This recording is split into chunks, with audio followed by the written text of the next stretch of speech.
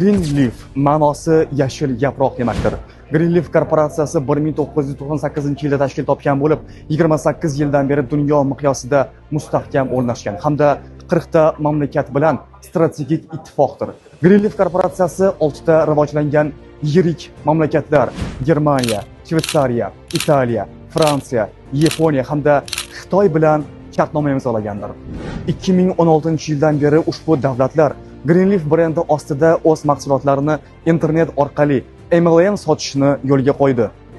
Korporatsiya Xitoyning eng yaxshi tabiati, ekologik toza hududi Suzhou shahrida o'zining kollagen, bambuk, aloe plantatsiyasiga egadir hamda ushbu korporatsiyaning kosmetik parki, diqqat qiling, 107 gektar maydonni egallaydi. Bu taxminan yangi O'zbekiston bog'i bilan teng degani. Greenleaf korporatsiyasi iste'molchilarga arzon narxlarda 8000 xildan ziyod bo'lgan mahsulotlarni taklif qiladi. Ulardan hojatxona qog'ozidan tortib tilla taqinchoqlar, kiyim-kechaklar va hattoki elektromobillari ham mavjuddir. Greenleaf korporatsiyasi mahsulotlariga GMP mahsulotlarning inson organizmiga nojo'ya ta'siri yo'qligiga bildirgi berdi.